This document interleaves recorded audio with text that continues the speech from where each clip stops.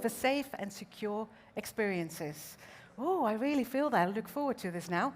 It will be moderated by Thomas Macaulay. He's a senior reporter at TNW and has been covering European tech with particular focus on deep tech, startups, and government policy.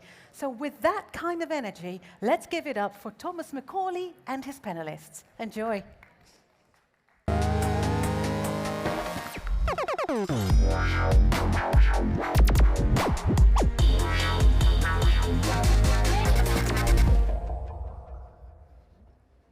Hello. Good afternoon, everyone. Yeah. Thank you for joining us. I'm Thomas Macaulay. I'm a senior reporter at the Next Web, and I'm delighted to introduce our three speakers for this session. Directly on my right, Andrei Roisin, the co-founder and chief product officer at Farm to Home. Next to him, Tamás Bazsonyi, sales engineering tech lead at Bitrise. And finally on the far right, Arno Ham, chief technology officer at Sana Commerce. We're going to be discussing a topic that's relevant to all of us as consumers and many of us as professionals, which is mobile commerce security. Our panelists have deep and very varied expertise in this area. So I'd like, first of all, if the three of you wouldn't mind, starting with Andrei, to tell us a little bit about what you do and what role mobile commerce security has in that. Good afternoon. I'm Andrei. I'm CPO, Chief Product Officer of Farm to Home. And Farm to Home, we are recently launched startup. We are online marketplace that connects consumers, such you, to Dutch local farmers, and you can buy food from them. We provide a handy platform for it and delivery for it. And of course, application development and e-commerce is key part of our business because we have two applications for farmer side and for buyer side. And yeah, user can, through these apps, user can get their orders and get fresh farmer food directly to their tables without all the intermediaries. And of course, the security is pretty important topic for us because we need to gain trust of our users. And so basically, secured users mean happy customer, and yeah, means good for our business. Yeah, I'm Tamás Bazsonyi, working as part of the solutions engineering organization at Bitrise. Basically, our product is focused on mobile CI/CD and DevOps, allowing our customers to use a fully hosted solution to basically take care of all the different testing, building, and deployment processes that they have in there, by also taking quite a lot of effort into providing as secure environment as possible that is also able to help even fintech or e-commerce customers who have the highest security standards. All right, yeah, my name is Arno. I'm the Chief Technology Officer at Sana Commerce. And at Sana Commerce, we are a B2B e-commerce platform. So we are not in the consumer space, but in B2B. So businesses, we have 1,500 customers around the world. They purchase or resell their products through our platforms. And also through a mobile app, or actually we have a single page application. And yeah, there are 350 engineers in my team. So yeah, and security is important. Of course, about the personal information and the data security around that, but also in B2B, it's very important to protect also the data in terms of pricing or product information, because that can be sensitive information that you do not want to expose to competitors.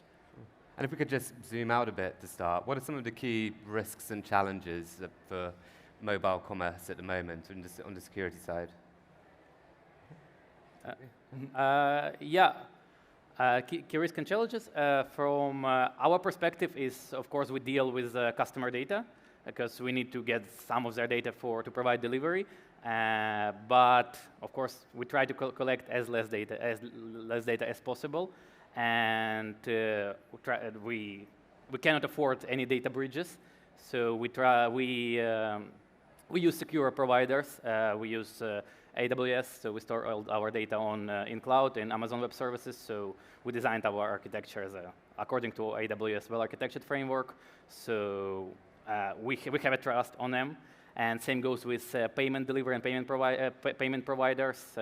We don't store and we don't have any access to any payment data of the user, because it's all done by Stripe, which is the largest platform provider.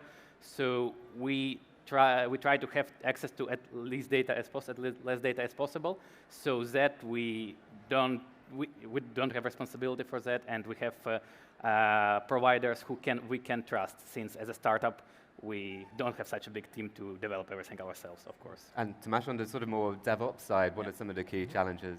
Yeah, we are basically seeing the same thing at our customers, as you mentioned as well, like storing credit card data of their customers. These are all aspects that are super crucial for all the different users that they have. Because of this, we are seeing as well that e-commerce companies put quite a lot of effort into doing security testing early on, and basically starting security testing during the DevOps process as well, and not just handling it as a separate kind of extra testing solution. So it is getting more and more tightly integrated with the whole process, and people are adapting a kind of shift-left approach as well, meaning that they are starting to test as early and as frequently as possible to ensure that there is nothing escaping to production that could cause any kind of malicious issue there. Sure, and can you elaborate a little bit on that process, that sort of early start and shift left, as you called it? Yeah, definitely. So quite a few companies are trying to push down their release cycles as much as possible. This is especially valid for mobile apps as well. With websites, it's much easier because you have a hosted solution, let's say on AWS or something similar, where you are able to push out the new release of your website. It doesn't take too much of an effort. While with mobile apps, you always need to make sure that the app stores approve basically the changes that you did. There is a review process in place, and if your whole process to push out any kind of updates takes too long, let's say 3 or 4 weeks, that can be a huge pain for your users as well. Like if you catch some kind of an issue on production where SQL injection is possible through your login form because you were not testing for that specific use case. You catch that in production, but it takes 4 weeks for you to push out some kind of release into production. That would mean that all of the customer data could be easily ripped out of your application through that SQL injection tech, and all of your customer data is at jeopardy. If you manage to push that down to, let's say, a week or even faster releases, that would mean that you have quite robust and well-functioning CI/CD and DevOps practice in place that allows you to frequently and continuously test your application, make sure that the quality is as high as possible. And, well, yeah, let's be truthful, there will always be bugs in production that you would need to fix fast. But if you catch those and you have a fast release cycle, you are able to fix those issues, basically. And this can quite heavily affect your ratings as well on the different stores. So if you look at an application, this is, for example, one of my personal processes that I use on Google Play. I'm not sure how you guys are with it, but I don't really install any application that is under 4-star rating because there is something, there could be some kind of an issue there. If you are able to push out a new release fast, you get a bad review, you won't end up another 10, 20 bad reviews that are basically based on that single issue. You would be able to fix that fast, keep your ratings high, or maybe even improve it by pushing out new features faster, making your application more secure. Sure. Yeah. Actually, we can relate to this pain because we actually have mobile application, and the thing you're saying about the long releases, yeah, it's because when you see some bug, you can fix it in an hour, but then it can take a week to user to see a fix. Yeah, it's yeah, maybe that's a great point. That is also the reason why we at Sana, I believe it was 3 or 4 years ago already, that we were on the App Store on both Apple and Google and so on, but yeah, we looked at, okay, do we really need that app? So, but we strategically decide to move towards a single-page application, which is not need to live anymore in these app stores, but still can give that, the interaction with the mobile devices. And one of the benefits there is that you are, full in control of how often you release, because that's the key point. Also in security, it's not about, anyway, there will be always issues or there will always be vulnerabilities, but the question is how quickly can you mitigate them, right? And if you are dependent from third parties, that is always what we're trying to reduce. So we were lucky because there are also a lot of apps that really require that deep, in interaction with the devices. So, but yeah, in our business, it was okay to make that switch, so that we went to another different technology stack. And I would say to answer your question, Thomas, about what's the biggest challenge in that sense on our side, is mostly about the culture, or let's say that the people, the developers, the engineers have that security mindset, have that security culture. And especially if you're getting a little bit bigger, or we are 350 engineers, what I mentioned. Of course, everybody has some interest, but not everybody's a specialist. So one of the things we started a couple of years back is to really form a security guild. It's not like a dedicated team or with a leader. No, it's just people that were having interest in the security topic, and that they get time to look at the new trends and also then explain to the rest on, hey, this is what we should do, what we should implement, and also that they can work on these topics. So that worked really well for us to increase that security culture, because in the end of the day, it's not only the technology, but also the people needs to be aware of it. Absolutely. Yeah, you mentioned the culture from the sort of internal side, but what about the culture around the consumers? Do you think that their expectations around security have changed, and are they a bit more savvy about some of the risks associated with mobile commerce? We are quite new on the market, so probably it's better to relate this question to you, because... Yeah, I would say definitely. So everybody is more and more aware of security. So even if you are just looking at the news, from time to time there are always security issues bumping up, some kind of a leak on one of the major providers or something like that. And the users keep track of that, not necessarily consciously all the time, but they are beginning to get more and more security conscious. And I think this might even be caused by the new generation as well. So I noticed this on myself, that even though my mother is almost 60 years old, I'm always trying to push her towards a more security cautious approach. And basically through this, even those people who are not that exposed to technology itself become more aware. I noticed on my mother as well that from time to time she's coming to me with security questions, like, I was trying to log in somewhere, and roughly at that time I got that SMS from this URL, but the URL looks fishy a bit. Tamás, can you check it? And I'm like, great call, Mom. That's definitely something that you don't want to open. No, that's impressive. And Arno, you experience it more on the B2B side. What are the challenges around that, and the sort of expectations from dealing with B2B customers? No, definitely there is a difference, or maybe it's also similarity. You mentioned, I am only installing apps that at least have a 4-star rating, right? What we see in B2B or prospects or customers coming to us, it's not like a nice to have or something they talk about. Let's say, hey, you need to be compliant. No, it's a must have. We will not choose Sana if you are not PCI compliant, if you do not have an ISO certification, especially in the the larger companies. They are where the risks are getting bigger, or and the money flowing through the platform is getting bigger. These things are like a must-have. So, and it can also be a challenge, because these things take time and investment to reach. That is. I can imagine with a startup, you do not have all those stems yet, and we also didn't have them in the beginning. But at some point in time, you need to get that, and you need to also have to have the funds to and the time to work on these things. And in the meantime, maybe as a tip, you can always rely or work with third parties. Like Andre mentioned, of course, if you do payment with a third-party provider, then they make sure that it's PCI compliant, so you do not have to do it. Indeed. And actually, we still rely on that. We work with a lot of partners in that sense we're not doing everything ourselves because we believe there are so many specialized companies in this that can help you. Sorry, go ahead. Yeah.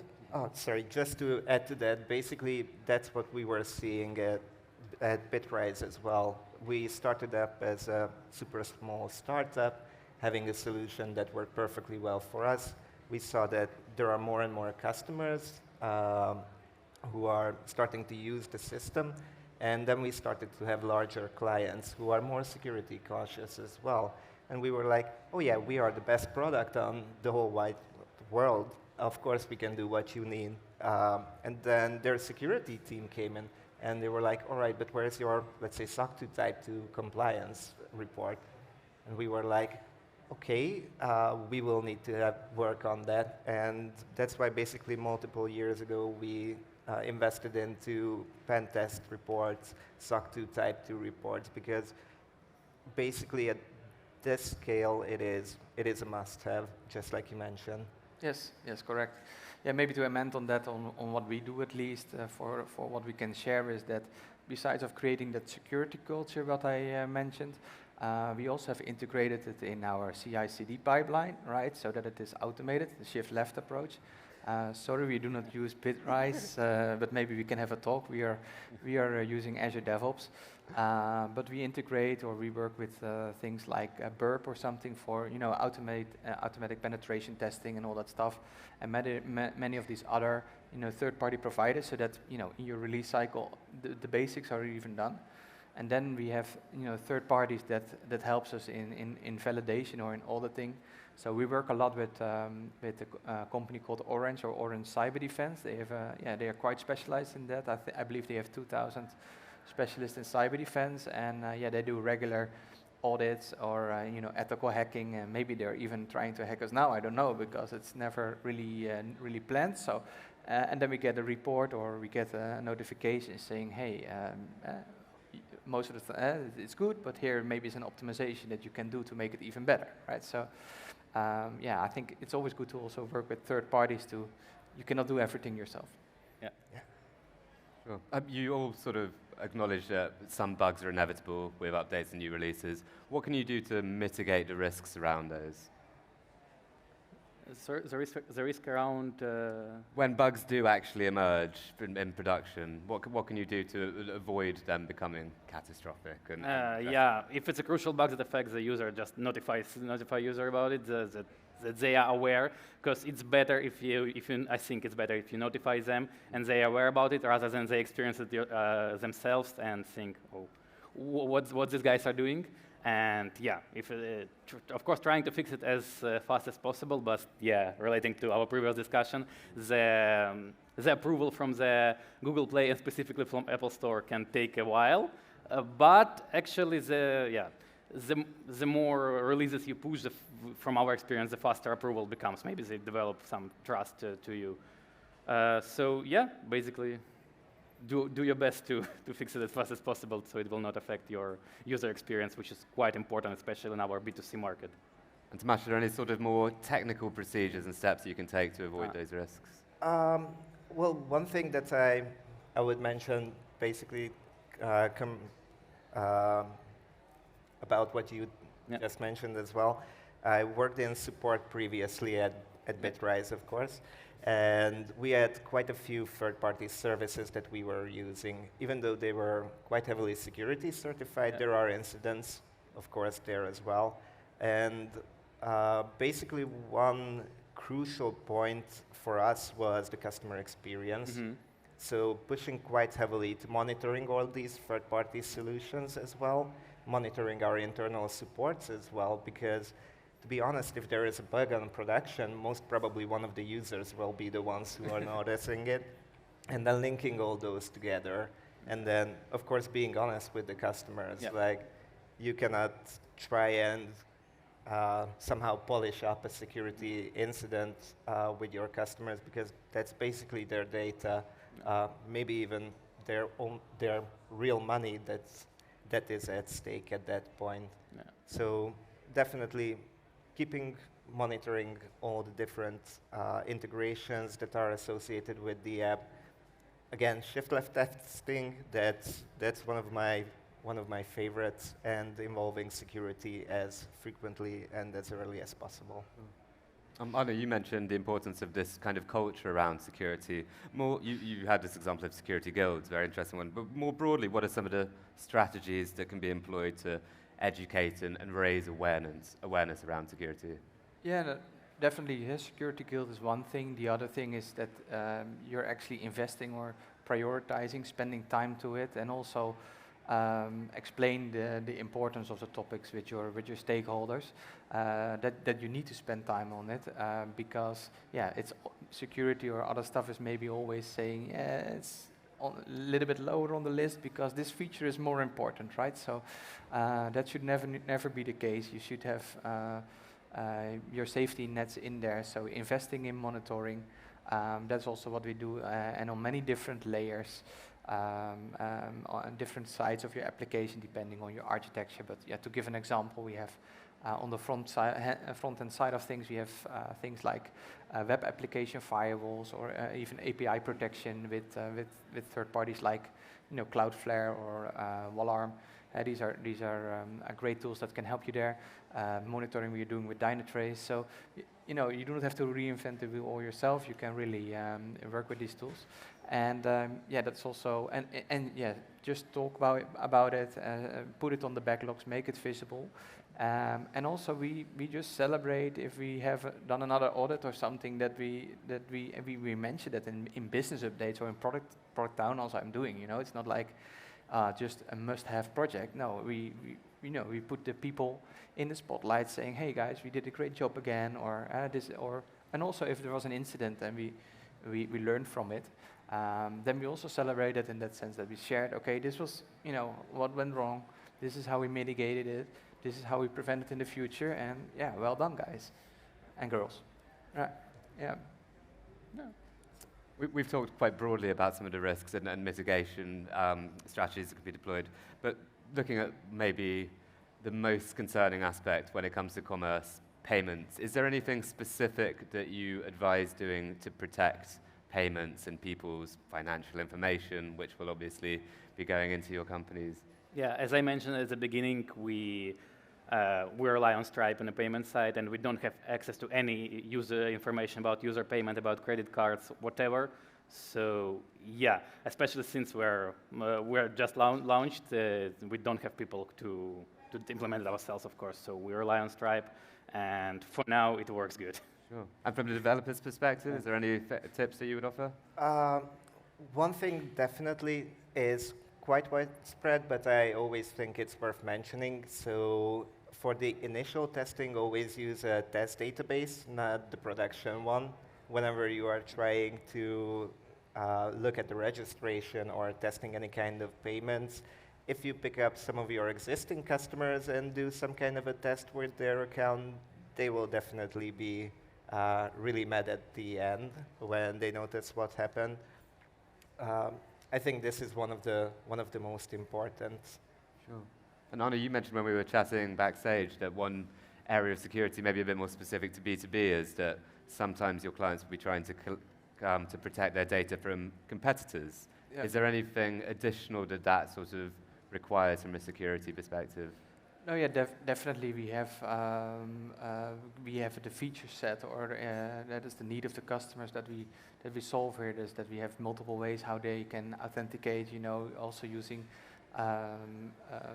integrating with identity providers, for example, and so that you can log in with your Google or your account in a secure way, and using all the benefits there with multi-factor authentication and all that stuff. So that's one. So building a feature set to support these scenarios. But maybe more importantly, on the payment topic, we also have SanaPay. We actually are a payment service provider in that sense ourselves as well, since last year, optimized for B2B. But yeah, also here we do not store the payment data, right? That is actually, and it's also not, and if you store anything, yeah, you need to you follow a lot of rules in terms of encryption and all that stuff. So there's a lot of things going on there. But we are also working there with technology providers that are really good at that, because we are really good in B2B e-commerce and not the best in B2B payments, right? So we also, depending from, are working with experts in the field. Yeah. Yeah. Sure. Obviously, in cybersecurity, the threat landscape is constantly evolving. How do you ensure that you can sort of stay on top of those threats and ensure that your applications have the updates required to mitigate the risks? It's a good question, and basically monitoring, as was mentioned earlier, monitoring is quite important, and providing best practices, using best practices of development and continuous development, continuous integration, and trying to keep customers as happy as possible, and the customer's experience as smooth as possible. And from the more developer's perspective, is there anything that you'd recommend? Basically, as you mentioned as well previously, making sure that all the different integrations are complying with the security requirements that we have. For example, SOC 2 Type 2 report is something that we get a request to send over quite frequently from our customers, making sure that even though there's that provider, all the dependency providers are up to date as well, monitoring all the different channels to see any kind of incidents, not just related to specifically one of your providers, but basically anything that could easily affect your users as well, or any part of your application itself. And are there any additional protections that you think needed to be incorporated for B2B customers? Yeah, so maybe one thing we also integrate, or we work with a lot of systems where we get the information from, right? So like, for example, ERP systems, CRM systems, product information management systems. So there is a lot of connections or integrations going on. And if you're doing, if that's required in your solution as well, then definitely invest in a lot of monitoring and multiple layers of security that you can add to harden that, because it's also, it really depends case by case from a customer IT landscape perspective when you're integrating tools, what the needs are. So you need to have the flexibility that you can work with these needs. So that you have that in your product, and so that is one extra thing in terms of architecture. And for the rest, keeping your software development secure, is just to repeat myself, is I think work on that culture. That is and invest in that. Second, work with third parties, because you cannot do everything yourself. You're not the specialist. Don't think that you're the specialist. And prioritize it on your backlog, right? Make it part of your strategy. Make it part of your product in terms of features. I think that is, that's how we do it, at least.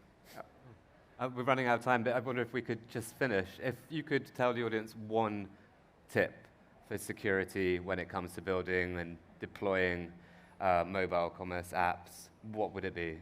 Think about it from an early stage. Even though it's on an early stage, it's quite important to keep the development pace, but in long-term perspective, security is a crucial aspect, and I think you won't develop a successful company without thinking about it from the beginning. Sure.